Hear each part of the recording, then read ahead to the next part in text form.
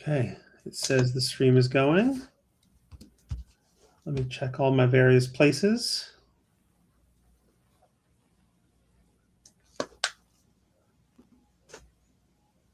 There we are on YouTube.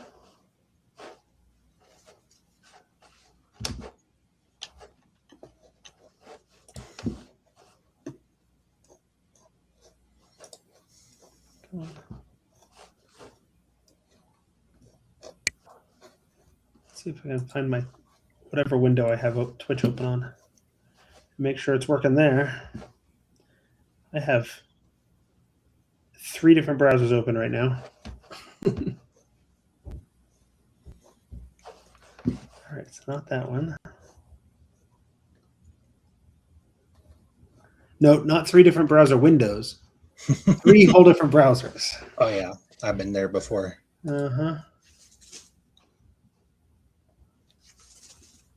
Okay.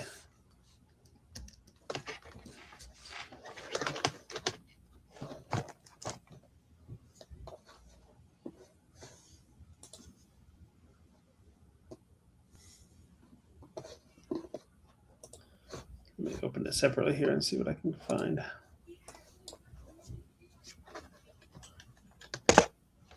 Are we running on? Yeah, we're running on Twitch too. Sweet. Well, hello, people on the stream.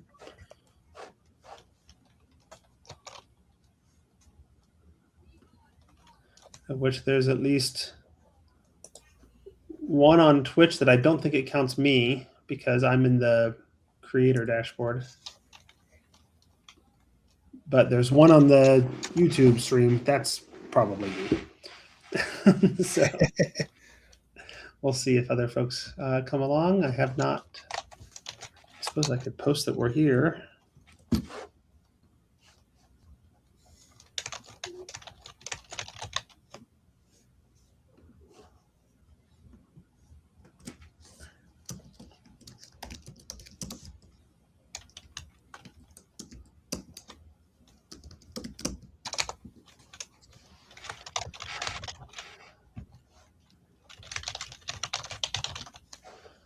All right.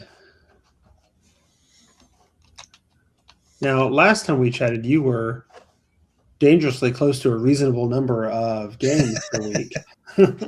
I know. Not a lot has changed on that front. I did add exactly 1 game, and we could talk. Obviously, we'll talk about that.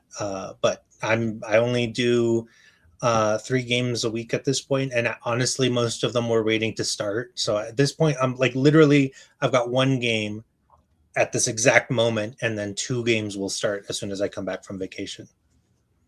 Now, did you say you run 3 games a week?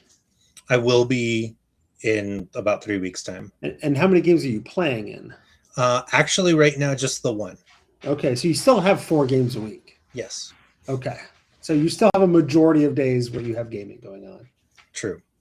Okay, good enough. Well, should we get started? I suppose I should go over and actually start recording besides just streaming here. Okay, now I'm recording. I've got myself. Can you say something? Something. Yep, you're coming through. Very good. All right, let's record an episode. All right. Welcome to Behind the DM Screen. It is July of 2026, just barely. It's actually the 1st today.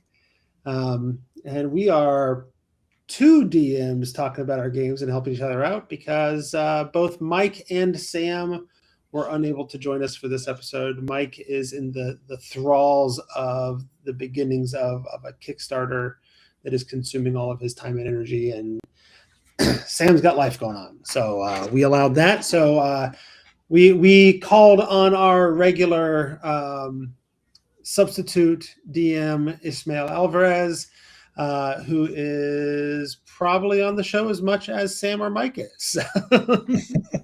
I'm the 5th Beatle of this operation. That's right. The 5th Beatle of the 3 people show. Yes. I'd say we could include the editor as another person in the show, except that's also Sam. So he's the 4th. He's both the third and the fourth, and, Yes. and you're the fifth. Well, hopefully not, because we don't want you to be the Yoko. Oh boy. So. All right. Well, we are gonna talk about our games, see how that's going, and Ish's down to as I understand it, a reasonable number of games to talk about. So we're gonna let you go first. Ish, how are your games going? They're going okay, given that there was like a precipitous drop of the number of them that I was doing. And I'm pretty sure the last time I was on, I talked about what I contracted to. So just going through the days of the week, nothing Monday. Tuesday is I did a really short kind of 4-shot game of Savage Worlds Werewolf the Wild West, which actually worked fantastically. But we're then transitioning as soon as I'm done with my 2-week vacation starting this weekend. Once I come back, we'll be doing Savage Worlds Japan. And over the last couple of weeks, we actually did some watch-alongs of some like classic Japanese movies. So we just got done watching A Hidden Fortress yesterday as a group. We did like a Discord I streamed the movie to everybody and we just kind of watched it. It was real cool to get us in the headspace of that. Wednesdays is my Demon the Fallen game, and that's been going pretty good. That's the one game throughout all of this that has not discombobulated in some way. So if you would have talked to me like 3 months ago, that's the one game that still survived from then. Thursday, nothing going on. Friday, I play in a game that's like a homebrew 5e game, I think 5.5 actually, that is homebrew, but a little bit Avatar The Last Airbender, a little bit Game of Thrones, like very focused on political maneuvering. Saturday, nothing going on, although there's rumblings that someone wants to run a game and I might play in it, so that might kick me up to 5. And then Sunday is the day that I will be running a game of Break with 2 exclamation marks at the end, because we had been doing Daggerheart and that kind of ran its course. And that was always a day of the week in a group that was like, hey, we'll run a game while you're kind of getting yourself together. And if you want to run a game, then, we'll suspend the Daggerheart game and do something you want. And I put out one of my famous like surveys, and they selected the Break game over everything. And I can kind of talk about that when we get to it, but that's it. I've only got 3 games that I'm running, 1 that I'm playing in, and potentially a second that I'm playing in if that gets off the ground. But the Saturday slot has been cursed because I've run a game and that didn't pan out. Someone else was going to run a mecha game and he ended up getting just busy with life. And then now we're going to try for a 3rd game and let's see if that pans out. But I'm not expecting necessarily anything to come out of it, but if something does, it would be cool. That sounds awesome. And it sounded like 2 of your games are White Wolf, or is the werewolf one is over? The werewolf one is over. It was just it was like an experiment on my end of, can you run Werewolf Wild West and Savage Worlds? And there was a lot of reasons that I chose that, because Deadlands has had a crossover with them. The horror companion for Savage Worlds has rules for how to be a werewolf that not only do they align with the werewolves and Werewolf the Apocalypse, they actually took a quote from Werewolf the Apocalypse in the listing for the race of werewolf. So it's just, they knew what they were doing. Like they did that intentionally, I presume. But I just wanted to see, would this work? Is this a thing? And it went great. It was actually really cool. If I had my druthers in a future time, I would run a whole game, just Savage Worlds, Werewolf the Apocalypse. But that's for another time. So the other White Wolf game you've got going on, the Demon the Awakening one, is that also using Savage Worlds as a system, or are you guys using the White Wolf system? That one's using the White Wolf system, the storyteller system, if you will. Yeah. Okay. I'm mostly curious because I haven't seriously thought about White Wolf in a very long time. And now I'm a Dropout subscriber, and I've been watching the latest season of Dimension 20, wherein they're playing Vampire. Oh, snap. I didn't know that they were. I think we had this conversation and my brain just lost that information again. I need to watch that. I love Dimension 20. It's called City Council of Darkness instead of Council of Darkness. They're in Yes. small town Perpy, Oregon, and trying to establish their own foothold of the Camarilla there. Fantastic. I'm sure I would presume that it draws on a lot of story beats from What We Do in the Shadows, if you've never seen that. No, I've seen like half of the first episode and never really it for whatever reason it didn't grab me and I didn't keep watching. So Fair. But no, so shoot, yeah, it's really weird because I'm going through this weird like midlife crisis kind of almost where it's like, hey, I used to play Rifts when I was in high school. Let's do that again. I got into World of Darkness and the storyteller system when I was right out of high school. Let's do that again. Like it's been 15, 20 years, but let's do that. Let's like go back and visit those things that happened in when I was like a wee lad. But I guess starting with everything, we've got we've got the Tuesday game, and that's Savage Worlds Japan. And I actually went out and bought like 3 books that are exactly Savage Worlds Japan. A lot of material out there for that, which I'm not breaking new ground. There's people who love, like, I think I even had to pull out my GURPS Japan copy just to do some more research. But there's so much material, so much to work from. So the preparation for that was actually a blast. And I put together a list of novels to read if the players want to read for inspiration, a list of movies, which obviously included Kurosawa, and a list of anime to watch if they wanted to, which all of it was kind of keyed towards the Edo period Japan, which is where we're running the game. But it's kind of refreshing because I spent so much of my 20s being a really corny, like, fan of Japan. You hear of Francophiles. I was definitely that way for Japan, and just spending most of my 30s trying to get away from that because it was so embarrassing. And now I can do it without being embarrassed and just being like, yay, Japan. Obviously there's a lot of nuance to, like, Japanese culture that I've internalized over 25 years. But yeah, all the players are really excited, and I think they've got the right attitude for it. Nice. So that's Tuesdays. Wednesdays is my Demon the Fallen game. And that one's going apace. I put out a survey for that one because we gained some players, we lost some players. There was some drama there.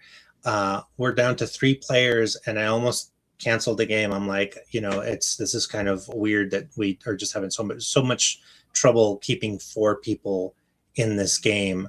Because in my mind, that was the minimum. And the 3 players were like, can we just play with 3 people? Like, is that okay? And I was like, if you're comfortable with that. I've had a lot of people who aren't. A lot of groups who have been like, hey, if it's 3 people, we're out. Like, if it's 3 people, that's not enough. And so they were like, please, let's keep the game going. I'm like, okay, as long as everyone is fine with that, we'll keep going. We've been going just fine. I put out a survey just to make sure that the 3 people I have are happy. It was really interesting because I was worried about the pacing of the game that I was running. It's this, like, just to go back over the premise, it's, back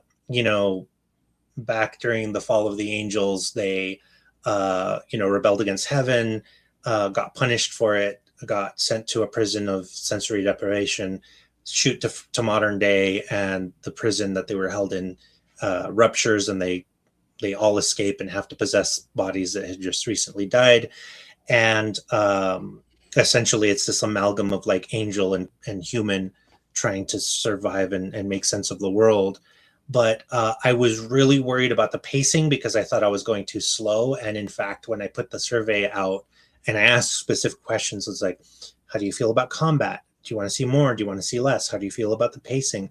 Everybody came back and said, actually, if you could just like slow down the pacing a little bit, that would be great. And I'm like, okay, I can do that. So that was invaluable data to me too, of just people being like, A, really supportive. They're like, no, this game is great and we want to see it continue. But B, like, we want to really like live in this situation. We want to really like feel the characters and really take our time with it, which is refreshing. That's kind of what the storyteller system is for. You talked a little bit about sort of the origins of the Demon Awakening, like the premise of it. What's your story about? So I've had to change it a little bit, and some of that was based on the tumult of trying to keep players, and some of it was based on the survey data. Initially, and hopefully nobody who's in the game is listening, but if they are, cover your ears. Initially, it was meant to be this like, what if rapture happened? Like, what if the revelations and everything happened? But instead of them having to answer to God, it was more like, oh, these like Lovecraftian creatures are going to show up and try and destroy the world, and you, as these returned angels, are supposed to stop that.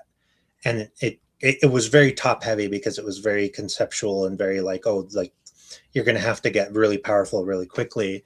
And so I was going to have it be this weird like Call of Cthulhu meets like, you know, your biblical apocalypse. Which there's not a lot of Lovecraft in the White Wolf setting Not traditionally, is there? not explicitly. There's like a lot of things that could be called Lovecraftian, especially in Werewolf the Apocalypse, but not Cthulhu, not Dagon. Although, yeah, but so that was where I was going to try and bring my flavor into it of being like, it's not just what it is; it's what it is plus an extra element. But that with the survey data and everything felt like it was too much. And so I've pulled it way back to a street level. I've pulled it way back to a story about just the characters trying to be alive.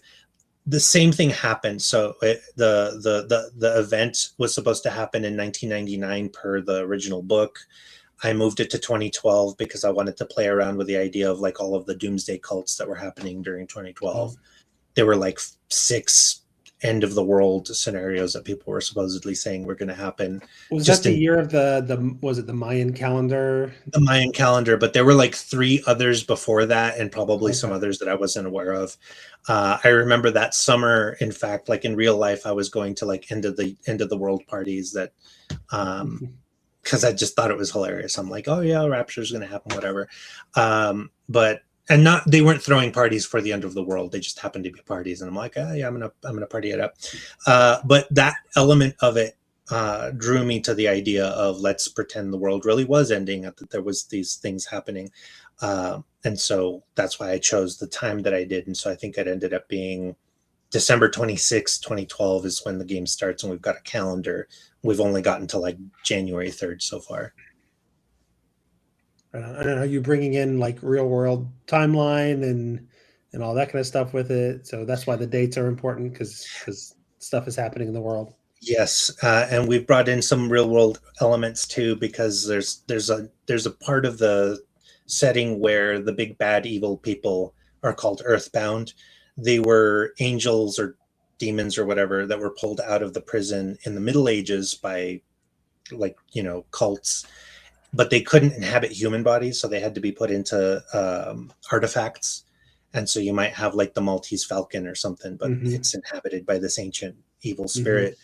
And I had one of the artifacts be something that Hobby Lobby stole from some museum in the Middle East, because that actually happened. So I'm drawing on some real world elements for that and just having a lot of fun with it. But yeah, just like I'm being very mindful of the things that happened in 2012, 2013 of like smartphones just barely came into existence, and you know, there's no cryptocurrency, and there's you know, Twitter is relatively new and so on. But yeah, just really playing with like making it a period piece, as it were. Some of the themes, and I don't know if you're a fan of the books or not, but some of the themes remind me a bit of the Dresden Files, in as much as like they're just trying to survive and live their life, and yet grand things keep happening to them anyway. And Dresden Files has powerful like demons trapped into various artifacts, specifically like the coins from the whole Christ story and all that. Yes. I've dabbled a little bit with Dresden Files, but you reminding me of that tells me that I might have to go like dip back into that. Okay. But yeah, I've done a lot of research for this game. It's what we were talking about last time. Now that I've only got 3 games to run, I can spend more time on it, and I can be more There deliberate, you and go. I can plan a little bit better. I've talked to some people who really recommended the Steve Jackson game In Nomine, which came Okay. out at roughly the same time, but it has very similar themes. So a lot of like demons versus devils, and like this kind of like what if demons and devils like lived on Earth and had to, reckon with all of that. And going through some of those books, I was really pleasantly surprised that they used a lot of artists that I was really fond of Mm. in the late 90s, early 2000s. And it's been a blast looking through all of that. Fun. And then your third game. So that would be Break, and I'm just now Oh yeah. preparing for it. Um, I got I got to run Break for about, I want to say, 10 sessions, because the first time we played Break, and if nobody knows, it's there's been this trend lately, I guess is the best way I would say it, of being like, we're going to make a game that's inspired by Legend of Zelda and Miyazaki, and like, the things you remember from the late 90s, or what have you. And I think Break was the first game like that made it out to the market. There's been a couple of other games that have come out with that kind of visual aesthetic, and being like, this is meant to be like the video games of your youth. But Break really caught my attention when it came out, and I did the Kickstarter, and I've got the book, which I could um, show you. But the artwork is fantastic. The art direction is really great. I ran my first game of Break because one of my buddies had started to run it, and I could kind of tell that he wasn't really feeling it. Like, we got about 3 sessions in, and he was like, hey, I'm kind of like running on fumes here. I don't know what to do. And I said, do you want me to take over? Because the whole premise is like, hey, let me run a game, and then you get to play. And I'm like, oh, I'd like to try that. But it didn't work out. And I said, hey, maybe I just take over again, and I run the rest of this game. And he was like, yeah, that'd be great. And I'm like, okay, sure, fine. And so I ran the remainder of that game and had a blast, but I never really felt like it was mine because I didn't get to start it. And it was with this same group. And so we finished Daggerheart. I've been playing, actually had a blast with it. And I had this idea. I did my survey and I did some options, but partway into writing up the options, one of my players was like, hey, could we play Break? And I'm like, I'll put it on the list and see if people gravitate towards it. And everybody voted for Break. Now that I have my brain wrapped around Break a little bit better, I'm taking a lot of inspiration from some of the anime that has come out lately that's been like really cozy. If you've heard of any of it, like Delicious in Dungeon and Free Mm-hmm. Ren. But the premise of this game is going to be, there was 100-year war, and it just concluded. And the group actually just has to take like this relic that was stolen by the enemy side, and so they're deep into enemy territory because they just finished fighting this war. So their leadership is like, hey, grab that relic that was stolen and bring it home. And the whole premise is like, if you've ever read the Belgariad, so much of the story is like, we're just going to travel and like live in the setting, and kind of really experience the characters. And that's what I'm going to do. It's not going to be like, oh no, we got to go and fight like the big evil boss, or there's like this terrible conspiracy. It's more like this slow burn story about like going through this war torn region and dealing with all of the things that happen in the aftermath of war. And I think I called it Weak Runners, but it's meant to be, and that's how the game runs. Like, it's not meant to be this like, oh, we're gonna level up to 20 and fight Asmodeus. It's more like, we're just gonna like live day to day and kind of experience life. And I figured that was a really cool way to do it. I assume, given the references, Free Run and Delicious in Dungeon and Legend of Zelda that you've made, I assume that it's intended to be for fantasy storytelling. Yes, and it is a fantasy story. Like, everyone, I said that everybody has to be a part of like this military unit, so they're going to be like soldiers and like quartermasters and things. I gave them a list, like, these are things you can pick. as your background. But that's the only requirement I have. I'm just like, you fought in the war and you were part of a unit, but you can be a wizard or you can be like a fighter. I think one of the classes in Break is Murder Princess. It's very quirky and silly. But so if anybody wanted to be one of those things, they absolutely could. But the requirement is you all fought in the war together, and that's the glue that binds them. They're all coming back from war. It's like I called it the reverse Private Ryan. Like they're not going into war; they're like coming out of it, but they have Right. a one last mission kind of thing. Okay. The is there a lot of quirky classes? We talked about Murder Princess. So. Murder Princess. Yeah. Give me a second because where did I put that dang book? No, I only ask because Murder Princess comes off like the kind of class you would see show up in Dungeon Crawler Carl. Absolutely. So 100%. Let me just bring this up super quick because I've been looking through everything lately. And yeah, so there's Factotum, Sneak, Champion, Raider, Battle Princess, Murder Princess, Sage, and Heretic. And those are the classes. There've been some others released in like blog format. Like if anybody looks up the Break RPG, they have like 100 blog articles and probably half of them introduce more material, which is a little frustrating because I wish it was in a book. I think they just did a Kickstarter that might have compiled some of that, but it's really fun because it really jars you out of the sense of like a D&D campaign where it's like you have to be X, Y, or Z. This is more like try and do something that's really weird. The Battle Princess is very much like a magical girl type where you're meant to be like very like you wear ribbons and like your attacks have sparkles, but then the Murder Princess is like you leave like death and destruction in your wake. Okay. That's interesting. It's interesting that there's two different princess classes. Yes. And I think they explicitly said too that that you could be a guy battle princess if you really wanted to, not being exclusionary. Yeah, stop me. Yeah, so that's the game that I would be running on Sundays. I think I talked about all of my games already. So that game hasn't started yet then? No, both the Japan game and the Break game, the Wake Runners, will start when I come back. The Japan game hasn't started yet either. Has not. We've talked a lot about it, and we've done like character creation.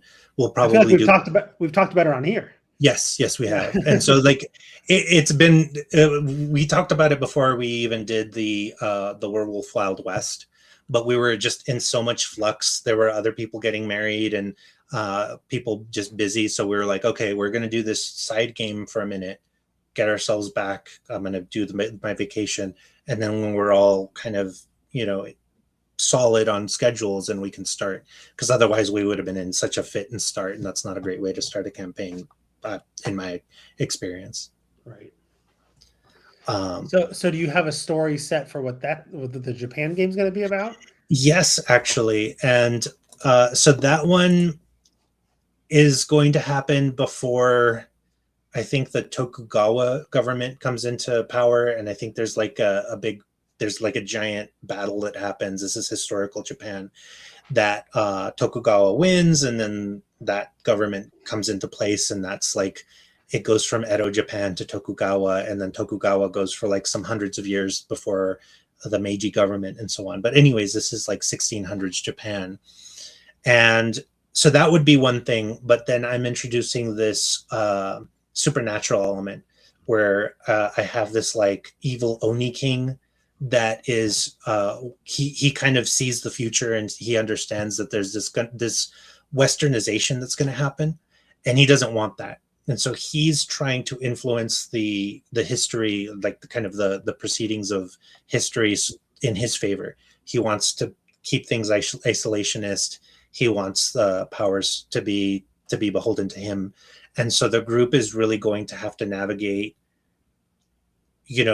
do they want to skew traditionalist and be on the side of the Oni king, or do they want to skew like modernist and be on the side of, you know, the powers that be that want to open Japan up to you know, the outside world, that want it to become more modern, that want to maybe even abolish the kind of the feudal system in place. And it could go either way. I'm not putting it there to be like, oh, this is going to happen one way. I'm putting both choices there so that they can decide, you know, are we going to go this way, or are we going to go that way? Are we going to go with the supernatural, or are we going to go with history? And I think that'll be interesting. And not even all of the players might agree, and there might be some fun to be had there. It sounds like that. I mean, that could be depending on how they go, it could be your most grounded game, and that it could just be based on real world history, and they're not, you know, angels and demons running around or any of that kind of stuff. They're just Right. people in Japan. Exactly. And then ironically, if they choose the demon side, if they choose the Oni side, I mean, it might be the most boring game, because then they're going to be going out and fighting in Japanese, like historical Japanese wars against the government, instead of like going out and fighting like monsters and dragons and so on. And then you go back to old school gaming, and you put away the TTRPG, and you play a miniature battle simulation game, and you go. I'm sure there's all kinds of stuff out there to run, you know, historical simulations of Japanese battles. So I just print out and staple together some copies of Chainmail and mail them to all of my players. Perfect. Yeah. So those are my games. You know, I feel like I'm taking up more time on each game than I did before, because before I'm like, okay, here's Monday, here's Tuesday, but yeah, I'm kind of letting them breathe a little bit more, and I'm finding a lot of value in that. I'm on, it's not my time yet, but I'm on my summer break right now as a professor. And so I've to make sure I'm productive with my time, I give myself an hour of different sort of categories of things to do during the day.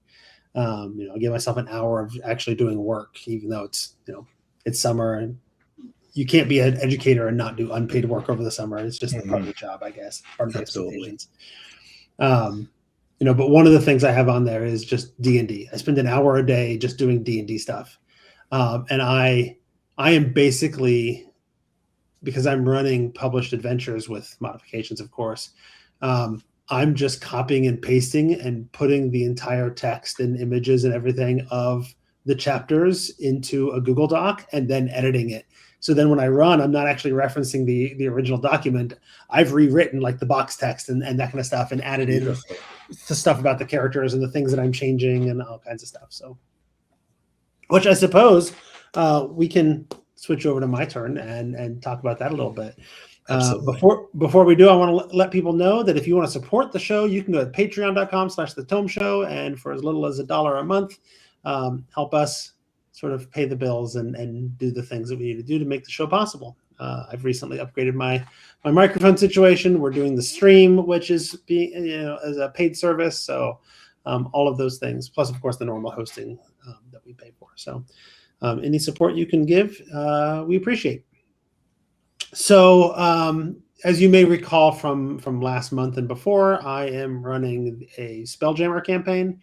It is basically the Light of Xerxes campaign that came with the 5th edition Spelljammer box set. They also released on D&D Beyond lead-in adventure called Spelljammer Academy, where they're basically going to an academy in the Forgotten Realms and as young, inexperienced Spelljammers, and learning how Spelljammer works. And then you know, of course, the characters are learning at the same time that the players are learning, and sort of introducing a few concepts along the way. And it's quick leveling.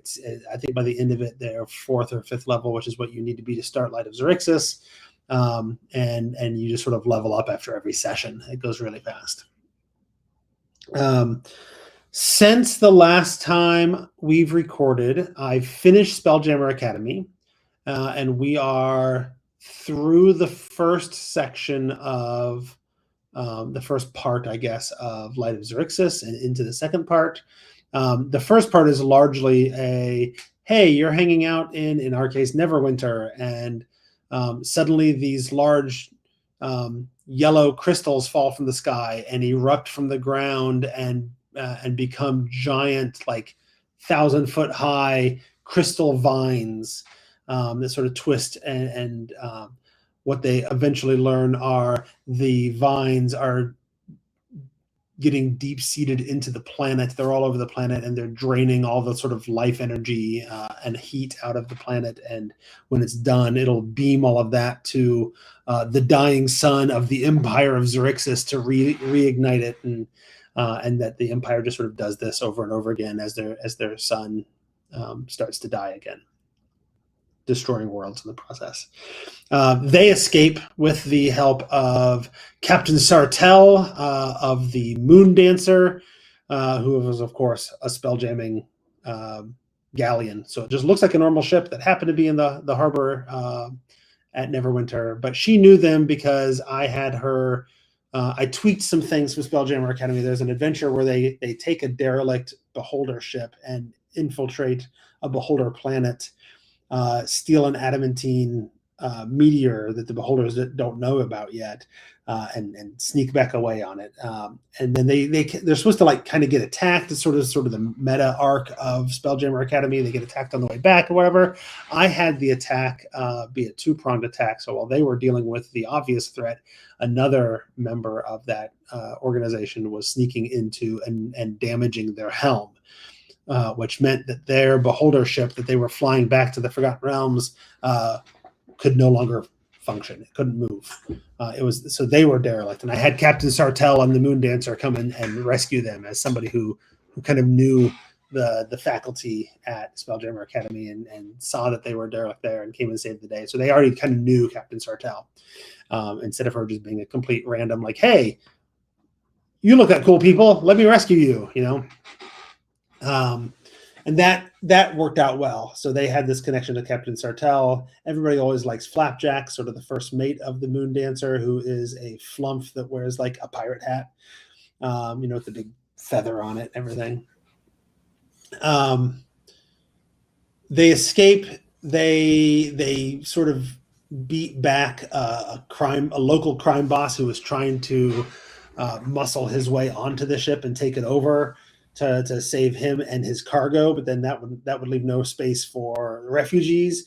So they put a stop to that, and they save 20 refugees along the way. And Captain Sartell takes off. They run into a patrol ship, a Xerexian Empire Star Moth ship that was sort of patrolling the area around the planet. They beat them away. And then escape off to the asteroid city called the Rock of Brawl, which has been ported over from the old second edition Spelljammer. And so at the Rock of Brawl, Captain Sartell's like, go save your planet. That's important, but this is not my fight. Like, I rescued you all. I like you all, but I'm not like putting myself in the middle of your big quest to take on the entire Xerexian Empire. That's just not what I'm going to be doing here. So she wishes them well and points them in the direction of Commodore Crux, the GIF captain of the Second Wind, I'm pretty sure. Except that Commodore Crux has so as written, the Commodore Crux is waiting at the Happy Beholder, kind of depressed, drinking way too much, whatever. I implemented a product that I picked up on DM's Guild that adds a little extra side quest to get Commodore Crux called Saving Crux, wherein they show up at the Happy Beholder and Crux isn't there. And in fact, Luigi, the Happy Beholder himself that runs the place, hasn't seen Crux in a while and he's worried. And so they do a little bit of digging and investigation, and they find out that the last time his ship went out under the command of Fel Adra, the tiefling who's been sort of renting the ship for a while, they went out and there were some illicit alchemical reagents, and Commodore found out about these and that they were dangerous and threw them overboard.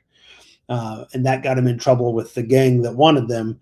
And so he's been taken by that gang who need to make an example of him. And of course, it is a gang made up entirely of plasmoids called the Amoebros. So my what's that? Fantastic. Right. No, it's a super corny name, and my players kind of loved it. They were like, "Wait, is that in the actual book? Is the Amoebros a thing that Wizards of the Coast published?" I'm like, "Well, it's a thing that somebody published. Like, I didn't make that up. I'm not going to take credit for it. Somebody else came up with that hilarious idea." So they went into in our last session. They were infiltrating the Amoebros headquarters or lair or hideout, whatever. And it's all very Spelljammer Mafia coded. At one point, they run into the big boss, whose name is Ripples. They run into his nana. I don't know if in Italian parlance if that means grandmother or mother, but they run into Nona J, and they just absolutely adored her.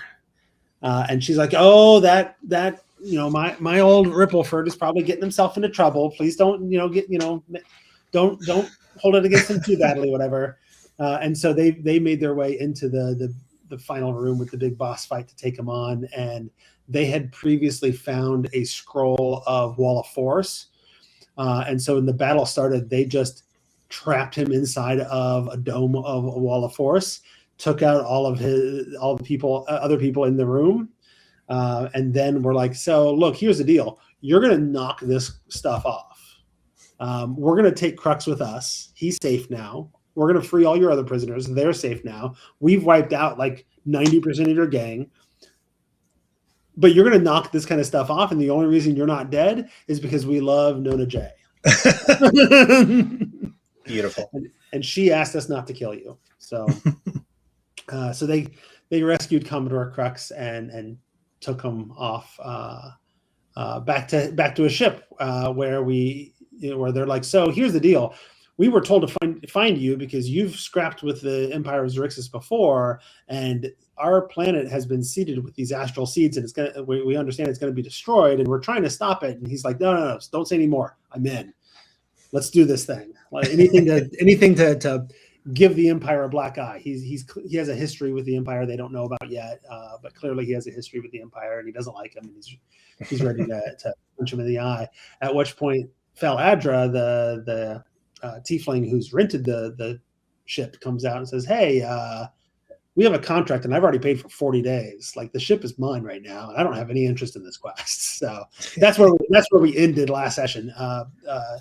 The Light of Xerxes adventure is written in such a way that there's 3 chapters per part, and I want to say like 5 parts, and you level up at the end of every part, and each chapter is written so that you're supposed to be able to play it in its entirety in one session. I kind of blew up this chapter because the Rock of Brawl is like this thoroughly developed and interesting place. It's really going to be the only like opportunity to visit a city in the entire campaign. And so I'm like, hey, let's expand this out and give us some time and give us some room to breathe and explore some things and do some interesting character development things and all this kind of stuff. So it's the one session on the Rock of Brawl is going to be probably 3 sessions. One session of finding the hideout, one session of going through the hideout, and now one session sort of afterwards. I've tweaked a lot with it. Like I said, I've added a lot. So every single character I've created is sort of a custom little thing I've done to sort of play into who I know they are as players, but also make them important as characters. So, for example, Blue, the Plasmoid Paladin, he's a paladin of Timora, goddess of good luck. He found a book that is it's called The Gambler's Guide to Wild Space. So it's been written by dozens of different adventurers over the years has been passed down to from person to person, and it has a little mechanical benefit. I put in like 3 different maneuvers and once per day or whatever, he can do one of these maneuvers. He gets to choose at the beginning of each day which one he's going to prepare and whatever. And then for going around my table, for Q, the Thri-kreen druid, they built into their sort of backstory that their name means like the ninth tier of Selûne. They're not from Toril. Selûne is the moon in the Forgotten Realms, and it's been shattered, and so there's these asteroids that trail behind it called the Tears of Selûne. His name is the ninth tier of Selûne, and so he's like, oh, I should go check out Toril, and that's where he sort of lived for a while before joining the academy and whatever. The first time he went into space and saw Selûne, which was in the adventure, in the campaign, his eyes went black and were filled with the stars. And so I've got this whole little like prophecy thing that he can see things in space that other people can't see, and all that kind of stuff. Like, he's gotten his backstory. One of the prompts I gave him is that, hey, somebody in this group saw something moving in the stars that shouldn't have been moving. Who was it? And who else in the party like believed you? And so that was one of the prompts. So I've tied that into this whole like idea that his eyes have changed. He's got this connection. And so one of the things I did in the Rock of Brawl is he found what I called a scent map, basically. His people, the Thri-kreen, create star charts, but they use scent coding as much as they use visual images. So the map doesn't make sense to anybody else, but as a Thri-kreen, he can read the scents in it, and he can actually tell that this is telling the story of his people were originally on Selûne, on that ninth star, and this is the star chart that took them from there as refugees to the planet where he grew up. And so I'm building this sort of story that he was there, and maybe he was his people, not he was there, but his people were there originally and were part of like the experiments being done by the Xerxes Empire, and maybe that's why he's able to see things, because he's seeing like the auras and the energy that they're manipulating for all of their machinations or whatever, because he's got this heritage connection to that. We have Gulp. Gulp is an awakened goldfish in a fishbowl embedded into a robot body, being run as a warforged. Artificer, and she as her that Gulp's player is really into like corvids, ravens, and crows and that kind of stuff. And so I decided to facilitate that desire. And she's also tried to have pets in like every campaign that we've run in the last 7 years, and it never quite works out. Like, how do you tame an abyssal chicken? It doesn't work. So I gave her part of her story is that her mentor has gone missing. It turns out her mentor has gone missing because he found out what the Xerexian Empire was doing and was out investigating. But left behind a clockwork corvid that she named Edgar, because of course she did. And that corvid not only has some like familiar-like abilities, but also occasionally when the story moments hit right, like it activates a recording in the corvid that is her mentor leaving messages about what he's been doing and what's been going on. We have Gabriel, the human wizard, the most normal of the bunch, whose grandfather helped found Spelljammer Academy 100 years ago, and passed down to him what I'm calling the Cinder Compass. This is a player who's always wanted to have a pet hellhound. Kind of pulled it off for about 3 sessions in Descent into Avernus, but it just didn't really last. And so I put a bound hellhound into a compass, and it has some minor sort of magical abilities and whatever. But more interestingly, and they just found it on the Rock of Brawl, it is connected to a small, like 2-person mini Spelljammer that the salvage yard owner that has it, who is a Doar, they're like the little penguin people. He's like, this thing's a hunk of junk, it barely moves.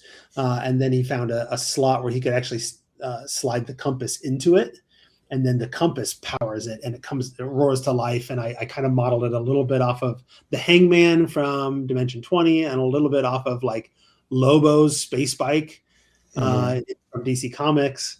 And so he's just acquired that and hasn't really explored it much. But when he does, he'll discover that it was at one point also in the possession of his grandfather, and his grandfather has a journal hidden inside of it. And then lastly, we have Barlow, the GIF monk, who the player is really into like classic rock and whatever, and all of his characters are named after classic music, rock musicians and whatever. He just straight up had a character in Wild Beyond the Witchlight whose name was Jethro Tull. Yeah. I love it. Yeah.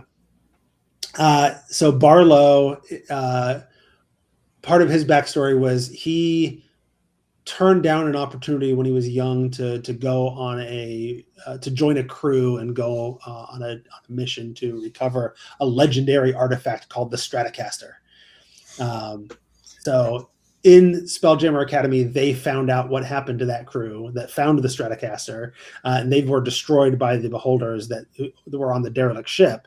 And he found the Stratocaster that remaining there, and it, like the vibrations of the artifact and the vibrations of his key, sort of triggered off of each other, and it shattered and released a spirit that was bound into it. And it's the spirit of an elf from the Xerixian Empire who saw the corruption of the Emperor and tried to thwart it, and was killed for that, and was bound into this instrument, which I turned it into a sitar instead of a electric guitar or whatever. Mm-hmm. And now that spirit has bound itself into him, and so all of these things I keep playing in, like sprinkling in throughout the story. And then I've worked out at the very end of the campaign, there's this part where they can choose at one point, like, do we just let the Xerixian Empire do their thing and save their world but destroy ours, or do we stop them by destroying their star and destroying their entire civilization?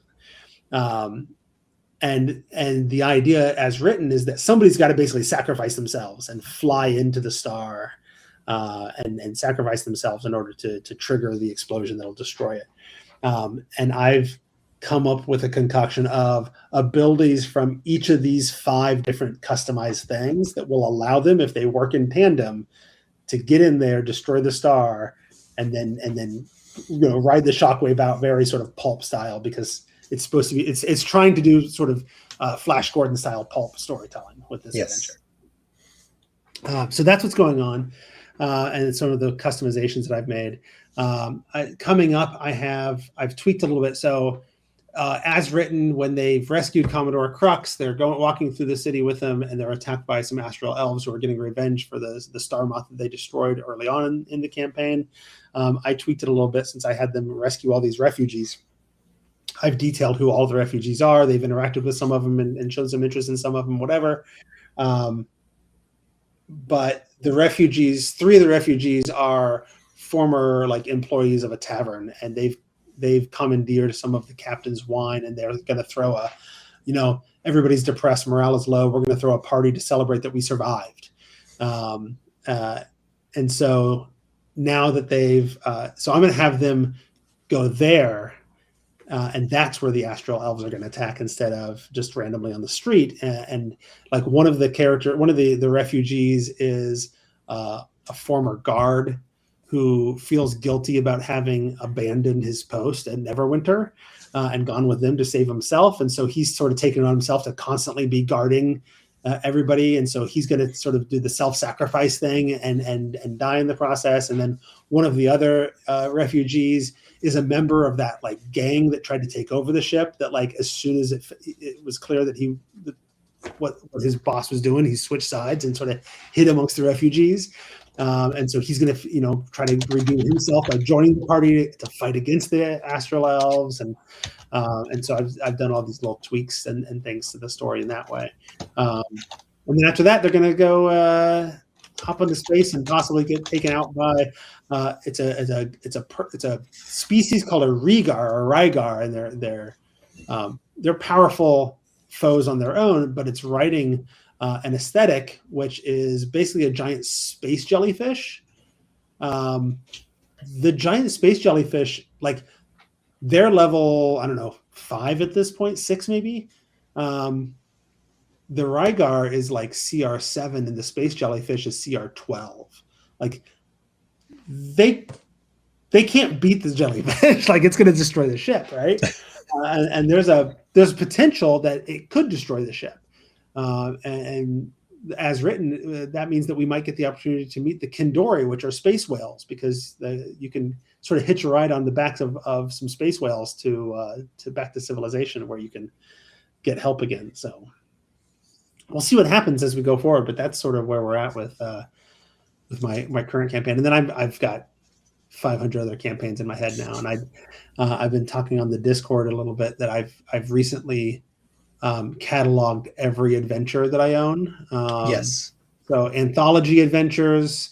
Some of them are single encounter adventures. Some of them are full, 1 to 12 or 12 to 20 campaigns. So they're all sizes, whatever. But I wanted to have a spreadsheet of every adventure that I own. It's like 501 or 502 adventures. It's a lot. 503 because one adventure was cataloging all of that. I suppose. Yeah. No, I think there's actually 503 entries in the spreadsheet. One of them is the titles at the top, so yeah. No, it was an adventure. So now it's like, okay, now I've categorized them by level, so I can sort by level and start to be like, okay, let's see how this adventure can tie to this adventure, can tie to this adventure. And I can build a whole campaign out of that. And figure out what's the themes that are going to connect this random one level adventure and this one shot over here, and and see how I can cobble all those together now that I've got them all laid out like that. So that on top of the other literally 5 different campaigns that I have in my head ready to go. So I think once upon a time, I remember my friends in the 90s and the early 2000s were really into coding, and they would code these random generators. So you could probably, they would have input all of the titles and put them into a random generator and be like, okay, string together these 5 adventures, go. And that would be its own kind of way to approach that. But it sounds like you've got so much to work with. I don't know how you don't have analysis paralysis from that. Yeah, no. And you were talking about your friends might code ways to do that. These days, you don't even take the time to do that. You feed those adventures into an AI and say, hey, how can I string these together and get some ideas, or which of these have similar themes that I could tie together, or whatever.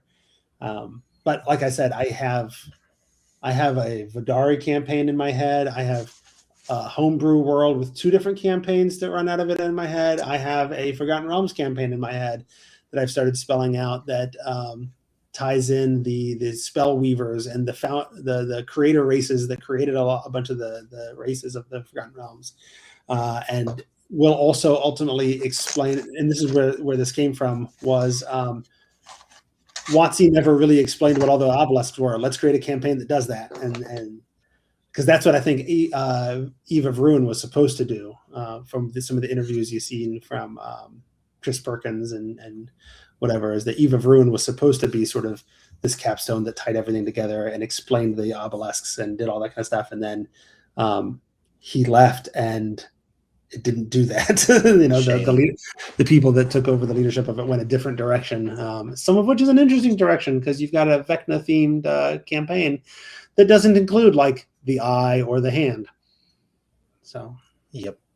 although my running of it, because that I know that'll be the next campaign, my running of it will include the eye and the hand, because I have a player that currently has the eye in his head, in one of his characters' heads, and we've met the NPC in Descent into Avernus who has the hand. So the eye and the hand have come into sort of our meta yes narrative, our setting.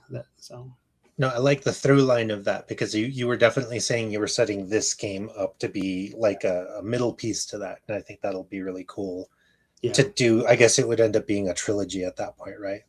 Well, it'll be a bunch of, so the first campaign was Dragon Heist, Waterdeep Dragon Heist, and Curse of Strahd. And then I pulled a bunch of stuff from Tomb of Annihilation and Rime with the Frost Maiden and a bunch of homebrew stuff for that campaign. And then we ran Descent into Avernus. Then we ran Wild Beyond the Witchlight, Phandelver and Below, and now Light of Xerxes. And they're all sort of in a shared setting. and they're all connected to each other, and they're, you know, ultimately Vecna is the manipulator behind all of them that cause all of the campaign, all the other campaigns that happen. And so I'm envisioning Eve of Ruin when I get to it.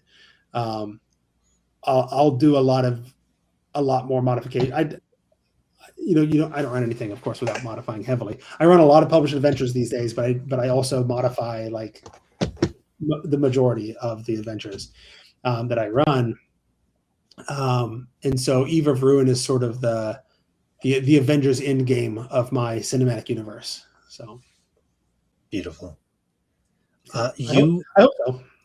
Yeah, I mean, hey, so far so good. It sounds like you've been running a stellar, pun partially intended, campaign, and you know, like you're drawing in so many elements from previous games that I think you've really, number one, you've really refined the like what makes this character special. How do they get drawn into the story? And I think it sounds like it's going really well this time around versus last time. I think there was maybe some question about like how effective is this, or people like really paying attention. It sounds like this time everybody's bought in.